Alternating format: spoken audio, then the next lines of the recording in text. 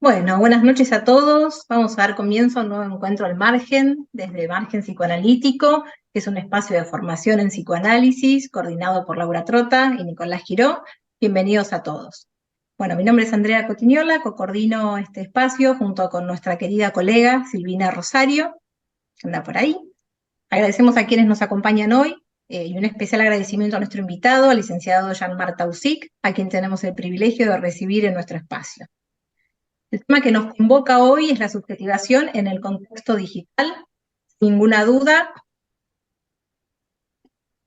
sin ninguna duda es un tema que obviamente nos atraviesa a todos y nos interpela, por supuesto, en nuestra clínica. En esta oportunidad conversaremos con Jean-Marc, quien desde hace un larguísimo tiempo viene trabajando y desarrollando la temática y sus avatares. Luego de la exposición de nuestro invitado tendremos unos minutos para el intercambio de preguntas. En lo posible tratamos que este sea un espacio de diálogo, de conversación, de intercambio de ideas, de pensar juntos. Lo haremos con la herramienta del Zoom, levantando la mano de la herramienta y así llevar algún orden. Bueno, sin más prólogos, paso a presentar a nuestro invitado. Jean-Marc Taussig es miembro de la Sociedad Psicoanalítica de Caracas. Actualmente es coacher para Latinoamérica del Comité de Estudios sobre Género y Diversidades Sexuales de IPA y también del Comité de Programa del próximo Congreso Internacional de IPA a celebrarse en Lisboa en 2025. Junto con Nicolás Giró fue entre el 2021 y el 2023 co-coordinador de coloquios psicoanalíticos de APA. Es coeditor de Psicoanálisis Latinoamericano Contemporáneo, volumen 1, de polimorfismos, diversidades sexuales y de género en el psicoanálisis contemporáneo y de tecnomorfismos, el giro poshumano y el psicoanálisis contemporáneo. En 2009 fue acreedor del premio de la International Psychoanalytical Studies Organization. Bueno, ahora sí, les pedimos entonces, por favor, a todos que muteen sus micrófonos y le damos la palabra a Jean-Marc. Jean-Marc, te escuchamos atentamente. Gracias, gracias. Bueno, un gusto estar aquí con los colegas y amigos de Margen. Y bueno, vamos un poquito a entrar en materia. Por allí Andrea menciona uno de los libros en los que he tenido el gusto de trabajar, que es Tecnomorfismos, que fue el segundo diálogo latinoamericano del Comité sobre Género y Diversidades Sexuales de IPA, y en donde intentamos pensar la noción de diversidad a partir de otras vertientes que van más allá del género, como la fusión hombre-máquina, hombre-animal, y fue de algún modo un hito en mi propio modo de ir pensando el tema, desde donde, digamos, se inicia un tramo que en este momento tiene que ver con el trabajo que quisiera compartir con ustedes. Lo que ustedes tienen es una versión preliminar que parte de, digamos, dos variables, dos puntos. Un punto tiene que ver con un texto a publicarse el año que viene en México, en el año 2024, cuyas ideas preliminares pude exponer en el congreso que organizó Yoica sobre psicoanálisis e inteligencias artificiales. Por eso van a ver que todo lo que intento pensar en este texto dice 2024 y no 2023, pensando precisamente en su publicación, y parte precisamente de una omisión en el texto que publiqué el año pasado también referido a este tema, un texto que se publicó en la editorial Routledge en Londres. El texto se llama La vocación algorítmica y el psicoanálisis mercurial, y cuando se publicó el texto en inglés, digamos que Routledge decidió eliminar los epígrafes. Para alguien que de alguna manera tiene cierta vocación por la escritura, sabemos que un epígrafe es el universo condensado de lo que el texto desarrolla, y para mí la verdad fue un duro golpe. Entonces mi estrategia discursiva en este tramo tuvo que ver precisamente con desarrollar ese epígrafe suprimido en la publicación anterior. Este epígrafe es el famoso epígrafe de Lacan de 1974, que voy a pasar a compartirles en este momento y que para mí fue una exigencia de poder hacer trabajar ciertas ideas de Lacan a partir de lo que es un psicoanalista pluralista. Es decir, para mí, Winnicott, Bion, por supuesto el mismo Freud, Lacan, son interlocutores con los cuales dialogo, pero en este ejercicio de estilo lacaniano, por decirlo de algún modo, intento, digamos, poner a trabajar ciertos conceptos que también me ayudan a clarificar mi propio manejo de la teoría. Entonces, antes de llegar a este epígrafe, digamos, oracular de Lacan, quisiera hacer el rastreo para llegar allí, porque Lacan, digamos que va a mencionar por primera vez el tema del gadget tecnológico en el año 70, en el seminario AUM, en donde él va a pensar el asunto de la objetalidad de la ciencia y ahí va a hacer por primera vez referencia a esos trastitos, a esos aparatitos que perpetúan el saber científico. Es un roce en donde vamos a tener que esperar 3 años para que él vuelva nuevamente a traer el gadget a colación.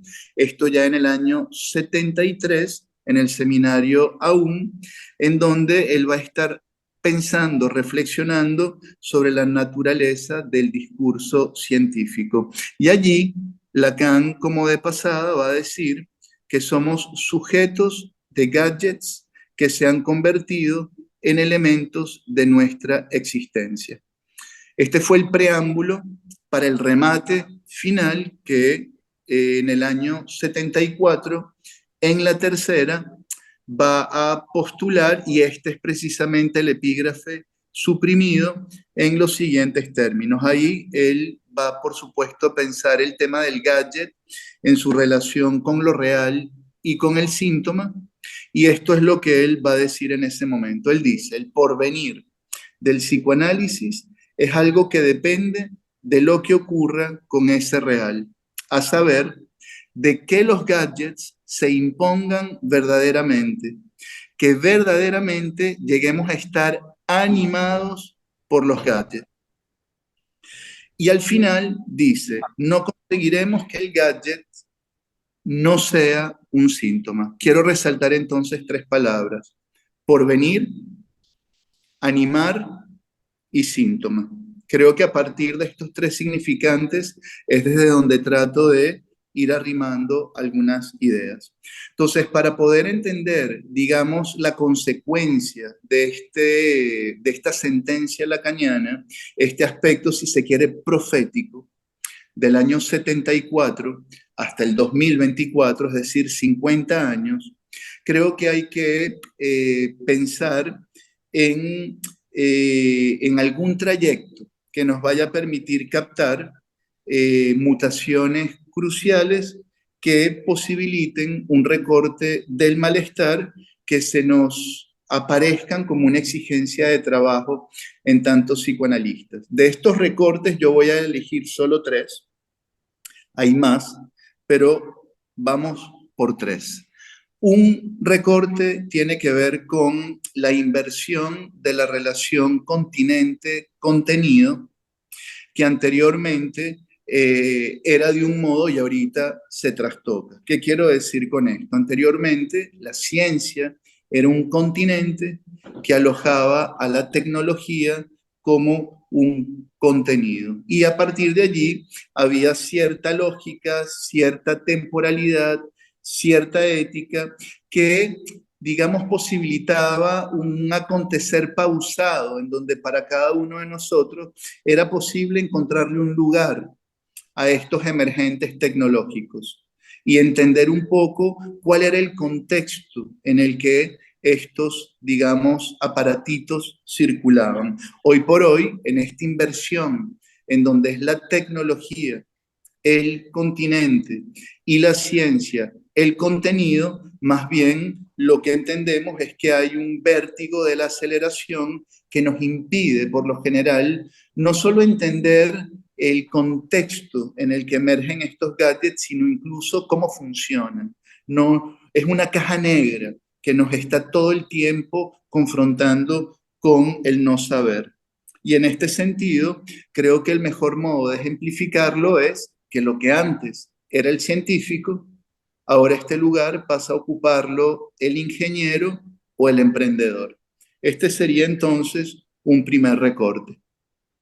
Un segundo recorte tiene que ver con lo que ya también Lacan planteó, digamos, de manera visionaria, que tiene que ver nada más y nada menos con el desfallecimiento del nombre del Padre, y que ahorita más bien no hacemos sino constatar la profundización de esa crisis de un nombre del Padre desfalleciente.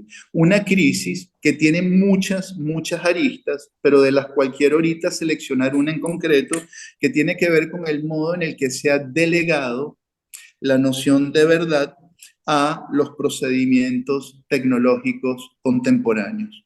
Entonces estamos en este momento, digamos, sumidos en una circunstancia en donde la información en tiempo real, en donde la posverdad, en donde las atomizaciones identitarias y la reivindicación de los goces no responden por lo que es el sujeto, por lo que es su inconsciente y por lo que es su goce singular.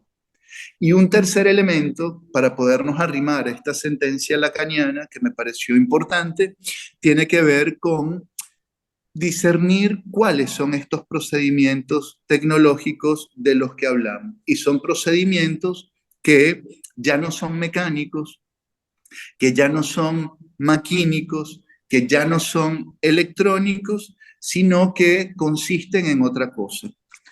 Tiene que ver con ciertos objetos que, aún sosteniendo su condición de objeto, están al borde de la desmaterialización, y en donde el nuevo semblante que estos objetos tienen se traduce en lo que desde mi perspectiva denomino la dimensión algorítmica de la existencia.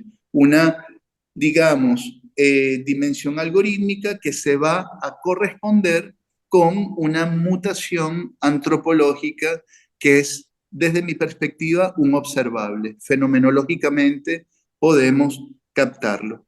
Poco a partir de allí, entonces pienso en trabajar con una noción de algoritmo muy interesante, que es la que plantea un tecnogurú llamado Ed Finn, que define al algoritmo como un objeto en la intersección entre el espacio informático, los sistemas culturales y la cognición humana. Entonces, estos tres elementos están hoy por hoy absolutamente trastocados.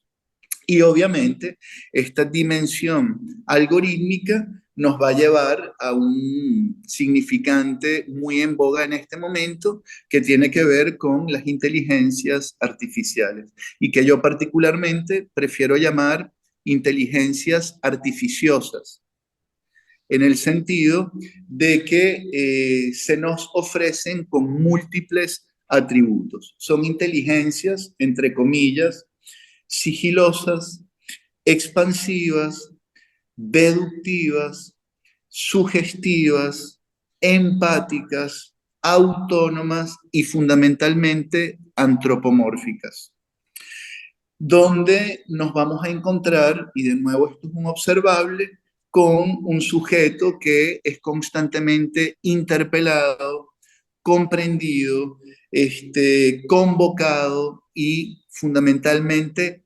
compelido. Y esto cada vez más desde los orígenes mismos del sujeto psíquico.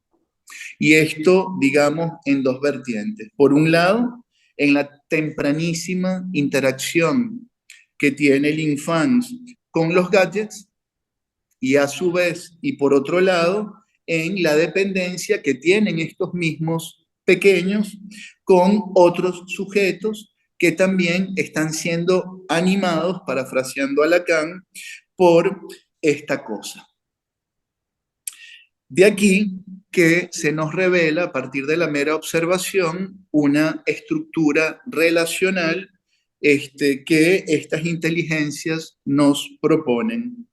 Y si forzamos un poco más la barra, entonces no tendríamos ningún reparo en decir que esta estructura relacional pasa, si se quiere, identificarse como una tópica, en el sentido más freudiano del término, con cualidades bastante bien diferenciadas, con una incidencia en la conformación del aparato psíquico y en los procesos de subjetivación, propiciando mutaciones y también padecimientos específicos. De nuevo, hasta ahora estamos en el terreno de la observación. Hasta aquí, entonces, podemos hacer un recorrido de 50 años a partir de esta sentencia profética de Lacan. Sí, estamos siendo animados por estos gadgets. Nuestro aparato psíquico y la subjetivación de algún modo están directamente interpelados por estas nuevas dimensiones de la existencia. Para mí fue interesante entonces redoblar la apuesta y preguntarme qué pasaba si retrocedía 50 años más, para poder pensar a partir de allí cuál es el caldo de cultivo sobre el que van a ir proliferando determinadas configuraciones subjetivas que van a habilitar la emergencia de estas prodigiosas actualizaciones tecnológicas que además y a su vez van a retroalimentar a estas mismas subjetividades, sugiriéndonos posiblemente las líneas de fuerza que van a perfilar un aspecto del patos contemporáneo. Entonces nos vamos a 1924, 100 años atrás, y nos encontramos con un texto fundamental, un giro en el pensamiento freudiano, tal vez un poquito opacado por el texto escrito un año antes, en 1923, que es el Yo y el Ello, pero que no tengo ningún reparo en plantear que si algo sucede en 1924 es que se ratifica lo que está en el yo y el ello y se da un paso más, y es precisamente lo que Freud va a proponer nada más y nada menos que en el problema económico del masoquismo.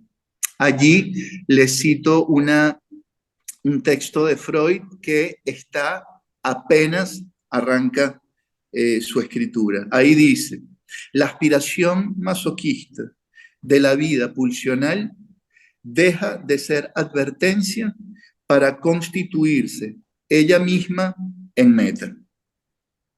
Y ahí, por supuesto, Freud nos está ofreciendo una constelación subjetiva inédita, en donde, por supuesto, vuelve a ratificar la claudicación del principio de placer, va a insistir, como ya lo venía haciendo desde el año 20, en la prevalencia del displacer y, por supuesto, ya va a empezar a perfilar un goce acéfalo que reniega del objeto, aunque requiera de este mismo objeto, y va a hablar de una vocación asentada en un más allá del principio de placer que opera bajo el designio de un superyo que va a fungir como emisario de la pulsión de muerte.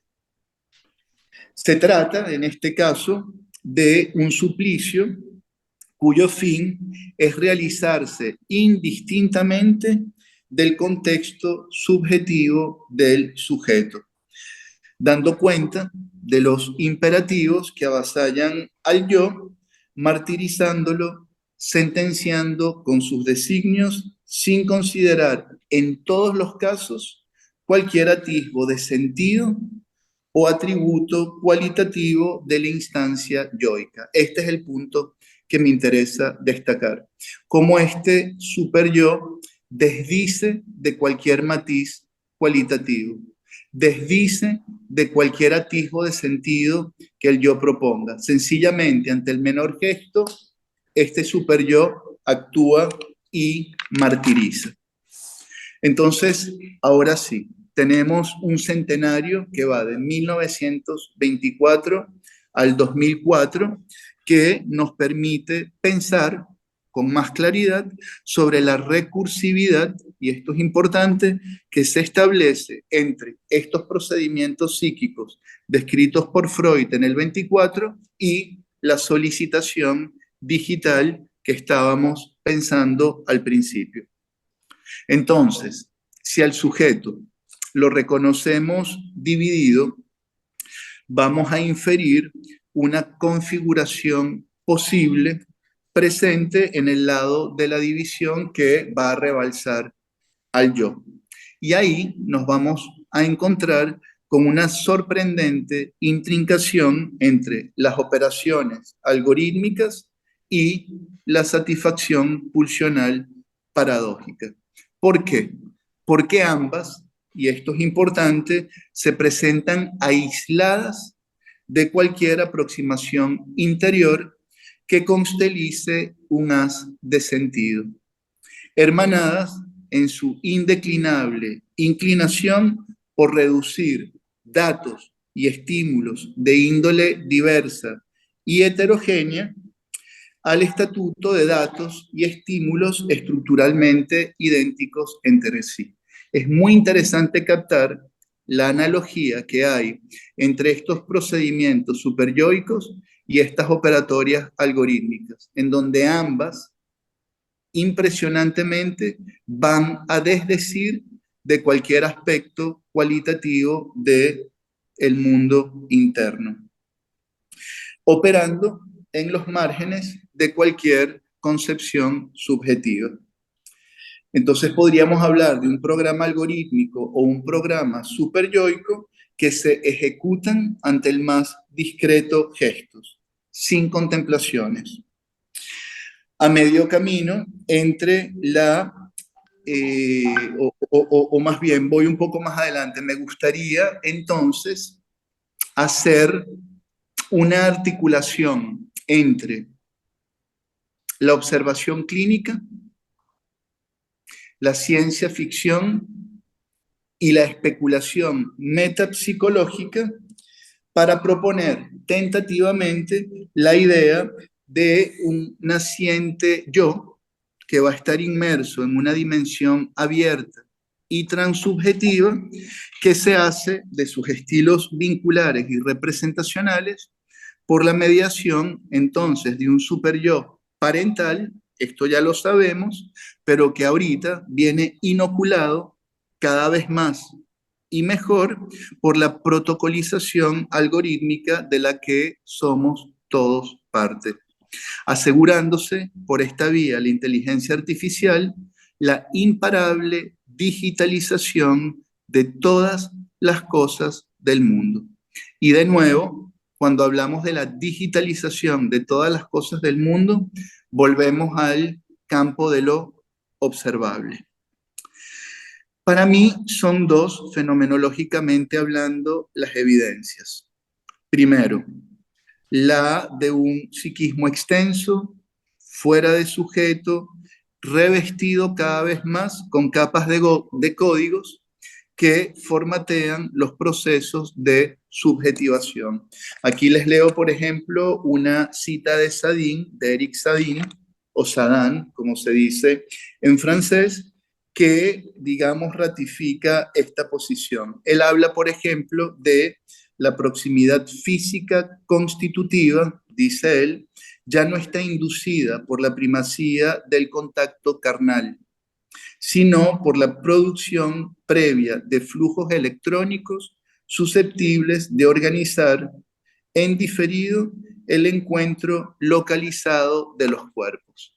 Esto es lo que está detrás, por ejemplo, de las apps para citas.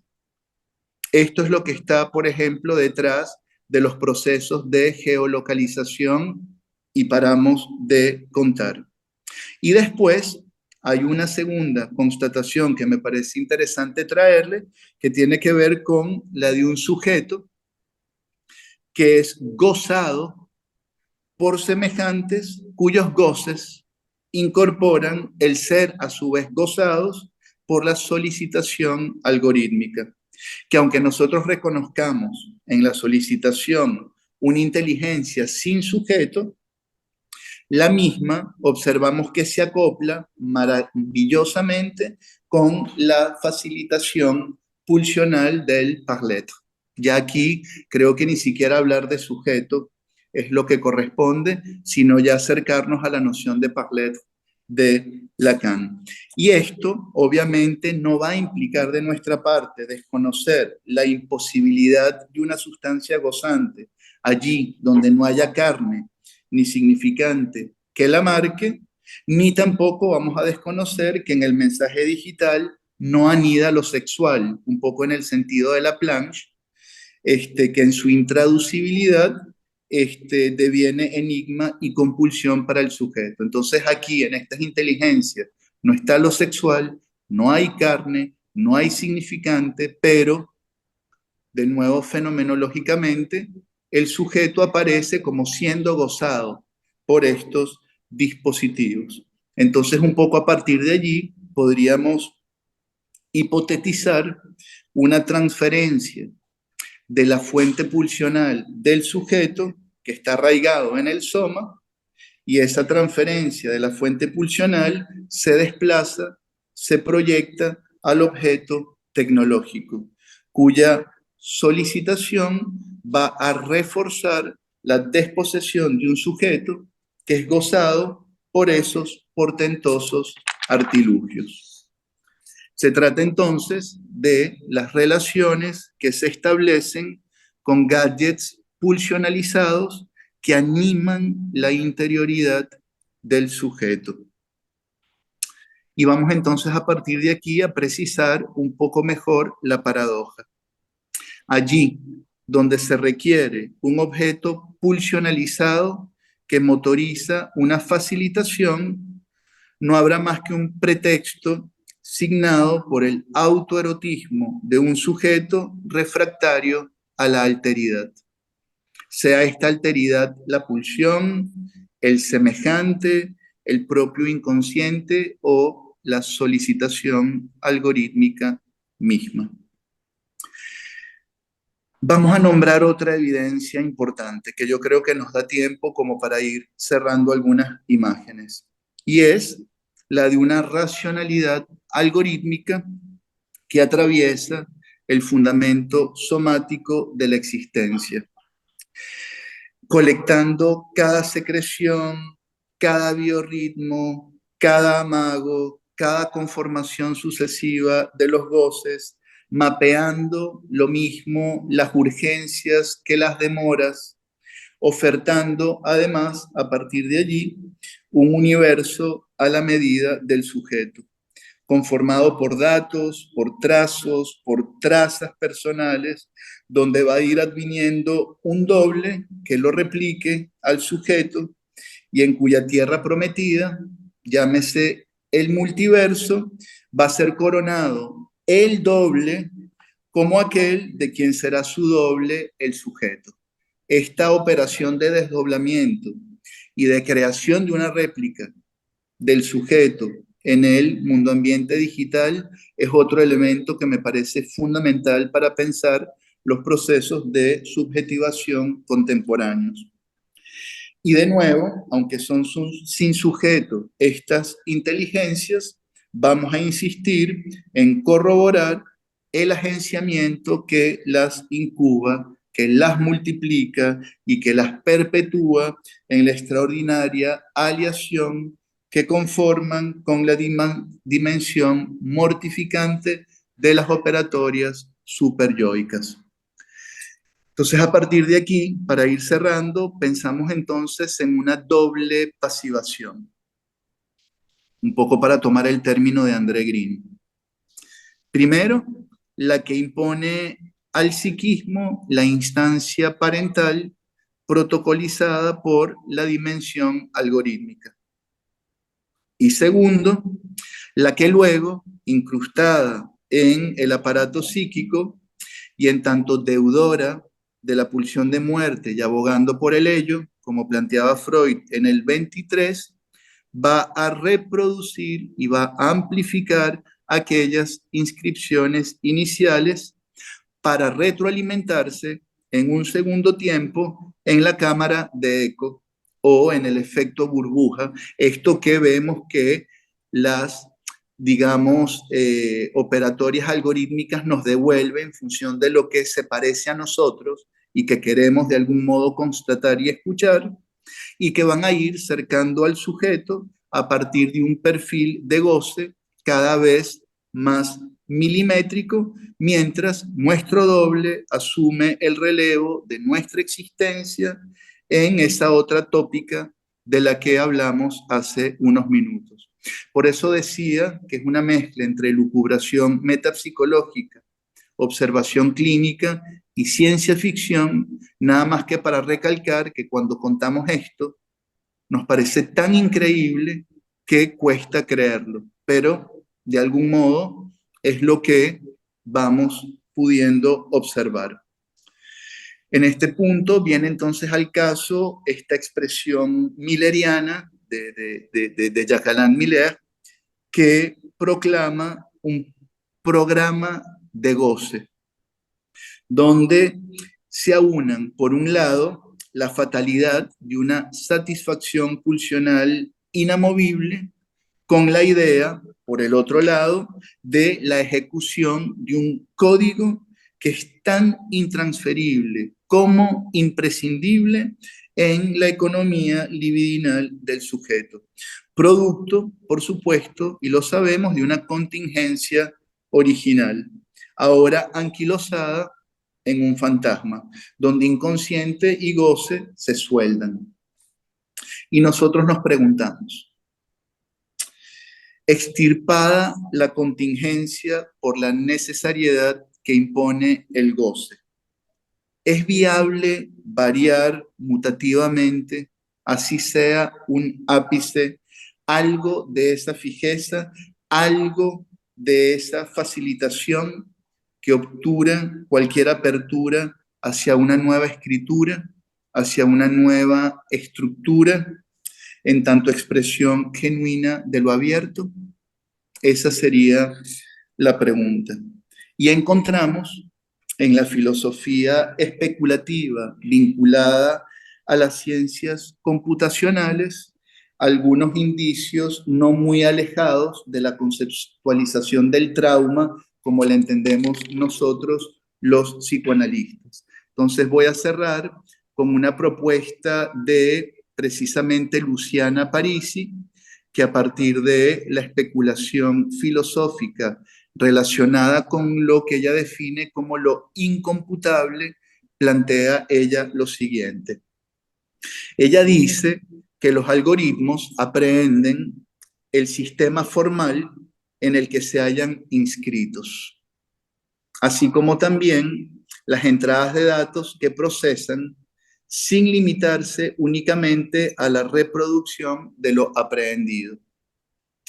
Para la filósofa, dicha apropiación implica una transformación irreversible determinada por la infinita variedad de magnitudes que se sintetizan, puesto que si las reglas inmanentes no transforman estas magnitudes, estas últimas, las magnitudes, sí podrían determinar a las reglas y en consecuencia producir otras nuevas.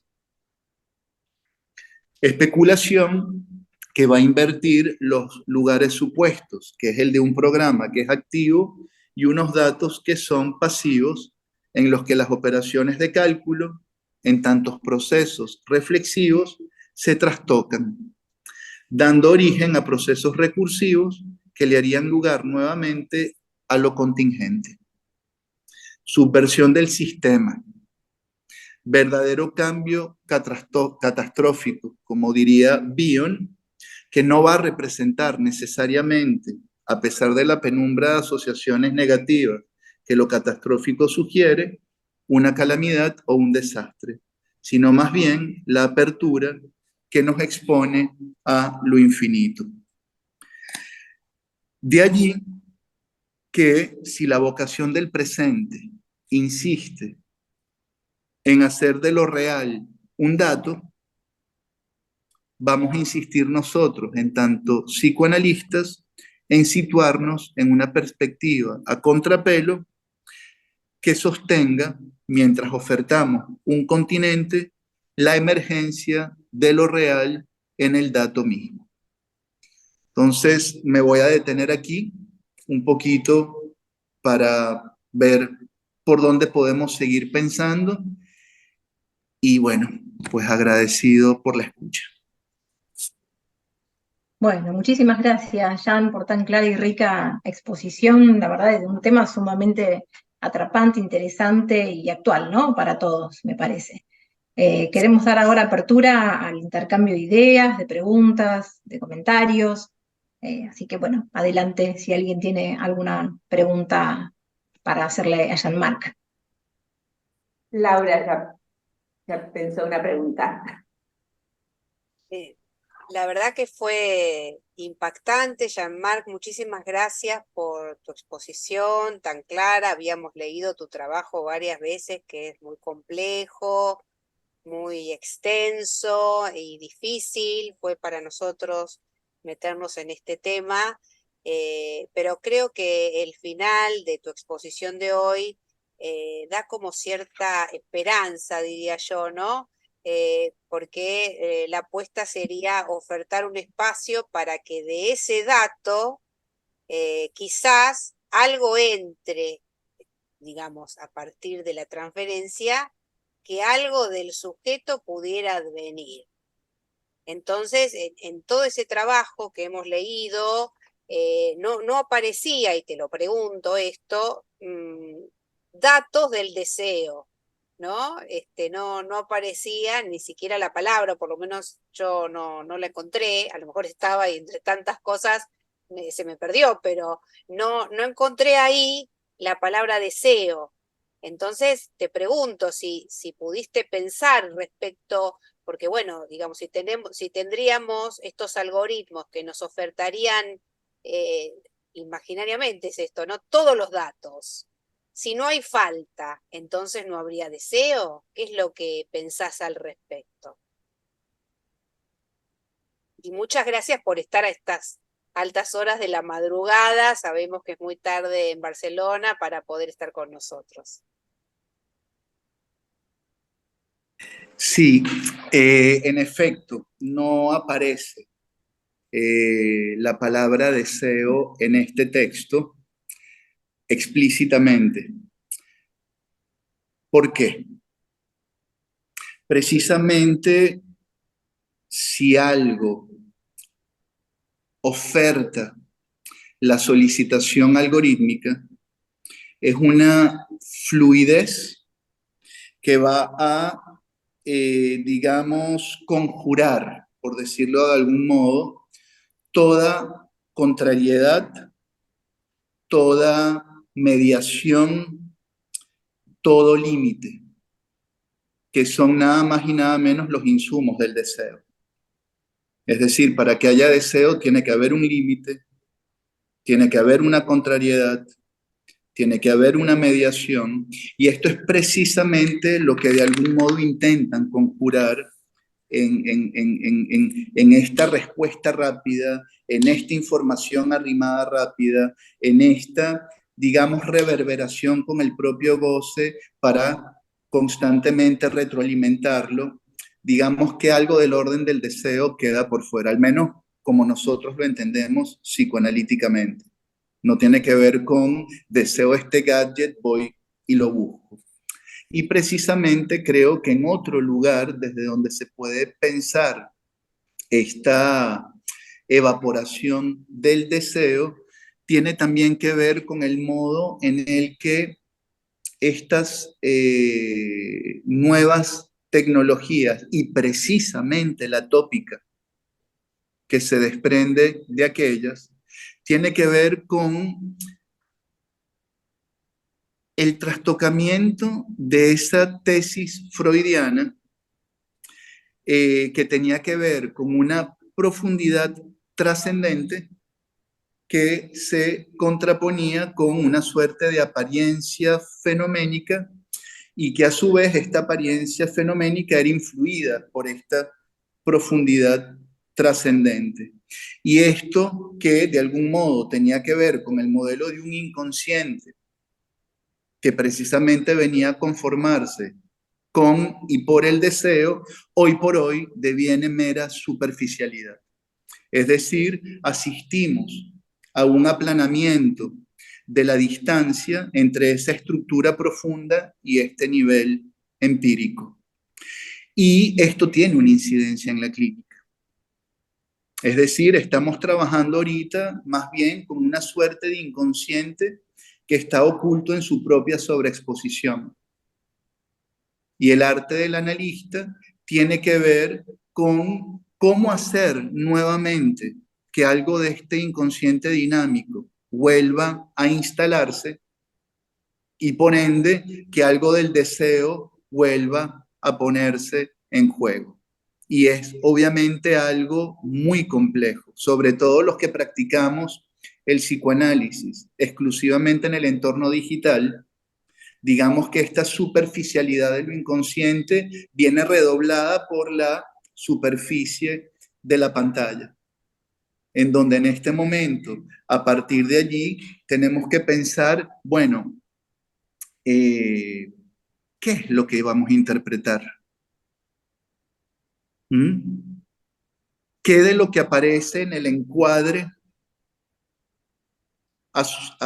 inserto además en el encuadre interno del analista, podemos interpretar a partir de allí? Ahí podemos decir mucho en este momento. Por allí está Verónica Damonte, que está forma parte de un grupo que tenemos ahorita de IPA sobre finales de análisis en el contexto digital y en donde precisamente venimos pensando qué es lo interpretable, dónde pulula lo inconsciente, dónde pulula el deseo en estos nuevos entornos. Entonces, bueno, sí, el deseo aquí es una promesa. Gracias, Jean-Marc. Nico quiere preguntar. Bueno, buenas noches. Gracias, Jan, por tu presentación, Silvina y Andrea por la organización de la actividad. Como cada actividad que se hace, uno ya se pone en tema antes de la actividad y cada película o cosa que uno lee está atravesada por esa inquietud. Así viendo Terminator, es un mensaje terrible, Terminator, donde dicen, por suerte la máquina nunca va a tener corazón, no siente. Y va más o menos orientado en la pregunta de Laura, decir, bueno, y el deseo y la máquina y algo más allá de esas cosas que el propio ser humano crea y va en detrimento de sí. Me acordaba de una serie, hoy hablamos con Jan temprano en la mañana, si se puede ubicar en algo de esto lo ominoso, ¿no? Porque él lo plantea en su introducción, que la inteligencia, los gadgets, la creación del hombre se hace tan amigable, se hace tan a la medida de, que genera la ilusión como casi de una complementariedad, ¿no? Parece que fuera más allá de la no relación sexual. Y me acordaba de esta serie que muchos la han visto, que ya el nombre lo dice todo asociado a lo ominoso, que es The Black Mirror. ¿Qué hay del otro lado del espejo? Hay un capítulo fantástico, se llama The Entire History of You. Simplemente para poder pensar en la pregunta que se hace Jan en su trabajo, en lo que plantea de si en algún momento se va a sintomatizar algo asociado a estos gadgets. A los seres que son protagonistas de esa serie tienen instalado un dispositivo en sus orejas que es un granito de arroz. Y con eso lo que logran es, a través de sus ojos, se ponen en un sistema en donde van registrando todo y frente a un aparato multimedia, lo que hacen es proyectar las imágenes de lo vivido. Hasta ahí viene todo fantástico, todo risa, todo novedad, todo tecnología, hasta que aparece, me parece, lo sintomático, que es el complejo del semejante, la rivalidad, la envidia, la vacilación del sujeto frente a qué es para el otro. Y es una escena de celos. Una escena de celos en donde aparece una figura que desencaja la situación, que pone en tensión al protagonista, su pareja, y desde ahí en adelante una secuencia hacia la tragedia. Lo interesante de la serie, que es lo más auspicioso o que a uno lo alienta más, es que la mayoría de los capítulos que he visto de Black Mirror, para que el sujeto triunfe o pueda estar bien, se tiene que salir del sistema. Se tiene que extirpar el granito de arroz, o si va a un campus para conocer pareja, tiene que saltar con esa pareja que conoció, la medianera, e irse. Entonces, me parece que vamos a ir rondando la idea de que si bien la realidad tiene estructura de ficción, o sea, hay algo alentador, que es el sujeto cuando se autoriza y se sale por un rato de esa alienación.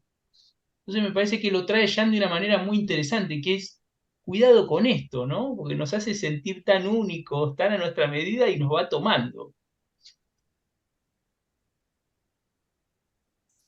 Sí, estaba pensando a partir de lo que menciona Nico, que hoy por hoy el psicoanalista opera como un hacker. Precisamente es ver cómo podemos generar el glitch en el sistema para que en ese desacomodo, en ese desacoplamiento, pueda haber una emergencia del sujeto, que evidentemente volvemos a relacionarlo con el deseo. Nico decía, sí, la realidad tiene estructura de ficción, y yo quise un poco invertir esta imagen en mi trabajo y más bien plantear que la ficción tiene estructura de realidad, y es precisamente cuando trato de armar un largo inventario fílmico. Esta vez me quise enfocar no en la literatura, sino en el cine, para tratar de ir encontrando todas estas modalidades desde el Frankenstein, en donde, fíjense cómo se humaniza Frankenstein, que termina quemando al doctor que lo crea, sencillamente porque daña a su novia. Fíjense que aquí esta escena de Black Mirror se reproduce precisamente con el autómata. Pero bueno, la idea es ver un poco cómo hay una cuota de humanidad que se le delega a estas entidades cibernéticas, un poco si estamos queriendo pensar a partir de Nico en lo ominoso. Cuando hablamos de lo ominoso, hay un término dentro de la literatura que tiene que ver con las inteligencias artificiales, que es precisamente el valle inquietante, que es precisamente el punto en donde al principio nos deslumbramos ante esta humanidad que despliegan estas entidades y las sentimos precisamente como lo más familiar, no las vivimos como una entidad robótica, pero a partir de determinado umbral, de determinado momento, ahí aparece el valle inquietante y de repente se revela el aspecto ominoso de la máquina. Este es un punto muy interesante porque pensaba un poco discutiendo con un colega que me decía, sí, pero es que en este momento precisamente las inteligencias artificiales no tienen la forma humana. Y le comentaba, bueno, por supuesto que no tienen la forma humana como la EIVA de Ex Machina, pero tiene los atributos humanos, empezando incluso por la voz y por la capacidad que nos delega a nosotros de invocarlos con nuestra voz y que precisamente la voz nos responda. Y creo que precisamente, y este es un punto interesante desde donde yo lo entiendo, cuando empieza a presentarse lo ominoso en estas entidades, es cuando muy rápidamente, por lo menos por ahora, se observa lo estúpida que son. La inteligencia artificial es estúpida. Y creo que es ominoso porque señala algo también de lo estúpido del sujeto. Cuando nosotros pensamos en una facilitación pulsional, cuando nosotros pensamos en un autoerotismo que tampoco reconoce la cualidad subjetiva del otro, y precisamente en esta modalidad de relación operamos a partir únicamente del goce, somos estúpidos. Entonces, cuando la imagen robótica nos devuelve algo de nuestra propia estupidez, creo que allí surge el valle inquietante. Al menos así lo voy entendiendo en este momento. Y eso es ominoso. Pero cuando eso surge, también hay algo del orden del deseo que emana. Por ahí María, me... María Florencia, ¿qué quieres decir? No, bueno, agradecer primero, Jan, por la exposición y a todos por los comentarios también. Yo vengo del campo de la filosofía, pero bueno, me siento como muy cómoda y muy encontrada acá con los psicoanalistas, porque bueno, el tema de las subjetividades creo que nos unen y nos convocan. Me parecía súper interesante esto que decías de que son sin sujeto. Em, Digamos, a mí me parece que es que un campo interesante de análisis tiene que ver con las implicancias, con el Valle Inquietante, con todo lo que vemos en Westworld y nos preocupa tanto, por un lado, pero también me parece que hay otro campo interesante que a veces queda más oculto, que es cuál es el caldo de cultivo que conjura esta cosa sin sujeto. Que, como dice Sadén, no es algo exógeno ni algo que nos viene de afuera, sino que también es nuestro. Entonces, mi pregunta es, tengo dos preguntas. ¿Qué aparatos psíquicos, qué subjetividades son estas que han querido recubrir el mundo con la capa matemática? Y también, ¿qué subjetividades se están formando ahora que estarán gestando y pujando lo que viene? O sea, y cómo hacemos para leerlo? Bueno, esa es mi pregunta. Sí, ahí, bueno, a ver, eh, los psicoanalistas somos filósofos. Ahí, ¿dónde está que se me perdió María Florencia? Ahí está María Florencia. Al menos como yo lo trato de entender, es como una filosofía clínica, eso sí, arraigada en determinado modo de observar el padecimiento humano. Pero a partir de allí, pues, ¿qué es la metapsicología?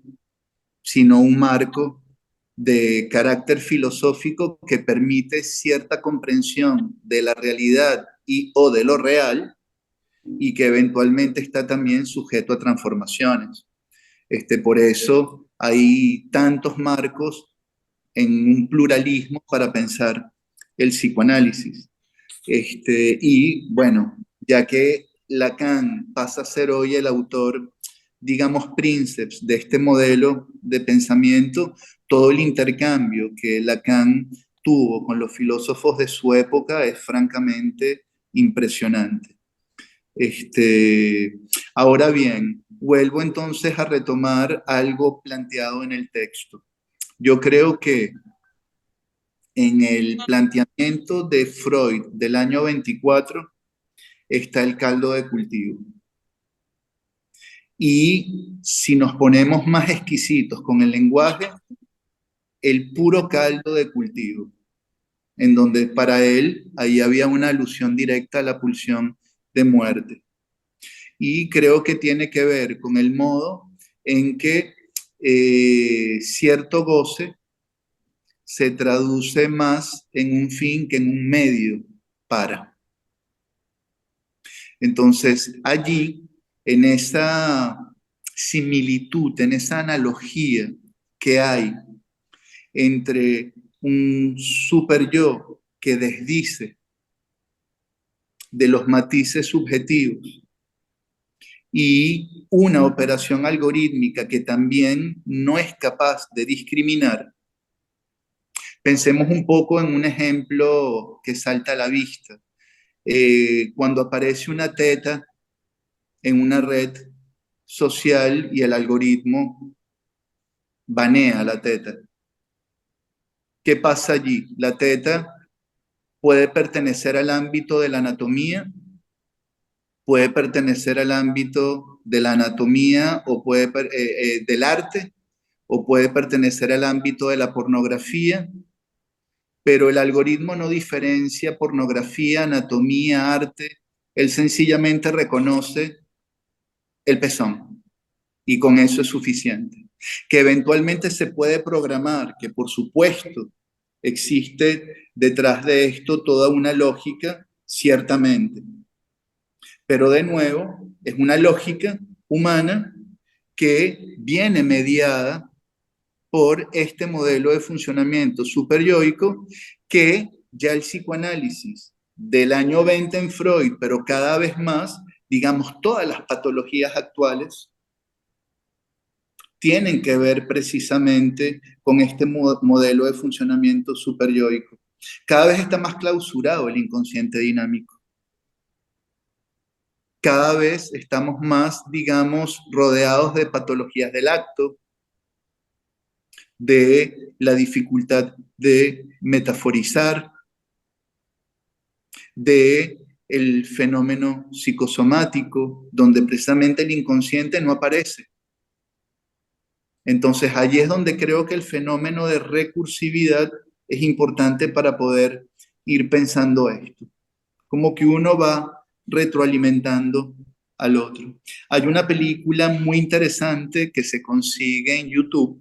Es un corto del año 79 que participó en Cannes, si mal no recuerdo, de Raúl Servet, que se llama Arpía. Está escrito Harpya, y este corto es una maravilla un poco para pensar esto que estoy tratando de proponerle. Un hombre que rescata a una arpía que a su vez estaba desmembrando a otro hombre y en vez de salvar al hombre, salva a la arpía. Y al final, ante cualquier movimiento que este hombre quería hacer para buscar comida, el solo gesto ya aparecía a la arpía y le quitaba las cosas. Y entonces no había manera de que este hombre pudiese acotar a este ser sobrenatural. Es muy interesante ver la desesperación y el modo en que la arpía actúa ante el menor gesto. Entonces, bueno, creo que aquí la recursividad sigue siendo fundamental. Y ojo, es una inteligencia sin sujeto. Pero para los que decimos, bueno, pero siempre va a hacer falta alguien que atienda al sujeto y nuestro lugar como psicoanalistas siempre va a estar allí. Bueno, desde nuestra perspectiva sí, pero desde el usuario que busca ayuda y no discrimina, ¿qué es lo que ofrece un psicoanalista y qué es lo que le va a ir ofertando la inteligencia artificial? Pues caramba, ahí no soy tan optimista. Vamos a seguir abogando porque lo que hacemos no sea una lengua muerta. Es más que pertinente, más que nunca lo que hacemos. Pero el mercado va imponiendo una lógica y el día de mañana también se puede utilizar el nombre de psicoanálisis para lo que una inteligencia artificial oferte. Y bueno, ¿con quién vamos a discutir? En una nota al pie de página, en una ociosa tarde de sábado, me puse a enumerar en todas las películas que trabajé para este escrito y me di cuenta que todas las películas traen una corporación que es un protagonista y un elemento más de la narrativa. Y ya sabemos lo que pasa con las corporaciones. No hay con quién quejarse. No hay un interlocutor con el cual hablar. Entonces cada vez estamos más perdidos en este escenario. Y yo, hablando desde aquí, estoy totalmente atravesado ya por esta lógica algorítmica. ¿Cómo hago yo también para poder discriminar de esta lógica que de alguna manera orienta mis elecciones, orienta mi manera de plantear determinadas cosas, me arrima lecturas que han sido utilizadas en la escritura? Estamos metidos en una maraña. Y este es un poco el orden antropológico del que me interesa hablar. Esta es la tópica con la que tenemos que ampliar el campo psicoanalítico. Gracias, Jan. Creo que Sam Altman, el CEO de ChatGPT, a quien echaron y volvieron a contratar, ante el pedido de la propia gente de la empresa de la inteligencia artificial que decía ChatGPT, OpenAI no es nada sin su gente, que nos da una esperanza de que, bueno, mamá y todos ustedes sigan teniendo mucho trabajo. Ojalá. Bueno, tenemos que ir cerrando porque estamos en tiempo, así que Patricia, si querés ser lo más breve que puedas, desmuteate, tenés el micrófono cerrado. No te... Quiero decir esto, que muchas gracias por todo este trabajo tuyo, que para mí es muy nuevo, y no quisiera sentirme un analista en extinción, ¿verdad?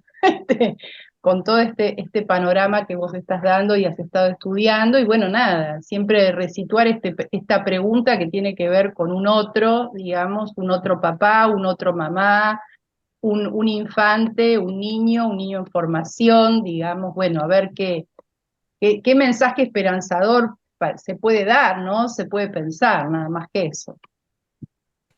Sí, diría entonces, en vez de un analista en extinción, que seamos un analista en extensión y que de algún modo podamos, hasta donde nos sea posible, ir poco a poco apropiándonos de otros elementos de la realidad e irlos pensando. Y bueno, apostar a que se puede. Así es. Muchísimas gracias, Jean-Marc, por Mil tu gracias. exposición, por compartir el fruto de todo tu trabajo, por haber aceptado nuestra invitación. Muchísimas gracias a todos los que se sumaron de distintas latitudes. Después, bueno, después de haber puesto en cuestión todos los avatares de la tecnología, valoramos poder encontrarnos a través de esta pantalla, ¿no? Y encontrarnos y poder hablar de estas cosas. Creo que primero nos hiciste pasar por una gran preocupación por todo esto, por cosas que son todavía difíciles de entender, pero ahí nos marcaste una lucecita. Una luz de esperanza. Exactamente, así que bueno, a trabajar en eso y a seguir aprendiendo de esto. Una palabrita, recuerden que esto queda grabado y en poquito tiempo les avisamos que la actividad queda también subida a las redes y en tono de todo esto que estuvimos hablando de los algoritmos. Y bueno, y además saludarlos a todos a nuestro próximo encuentro que va a ser el año que viene, el 2024. Así que, bueno, si quieren desmutearse, y un aplauso para nuestro invitado y un cálido abrazo a los que nos acompañaron hoy y a los que nos van a acompañar en el... Un honor y un gusto. Mil gracias. Un placer, Jean-Marc. Muchísimas gracias. Muchas gracias. Chao, Jean. Muchas gracias. Ahora les pido el trabajo. Ahora les pido el trabajo, porque no te pude. ¿Cómo no? Te lo mando. Por supuesto, se los podemos a Verónica, Cecilia. Quiero romper la cabeza. Sí. Está excelente. Se los pasamos. Chau. Gracias a todos. Gracias por haber estado. Gracias, Jean-Marc. Gracias. Chao.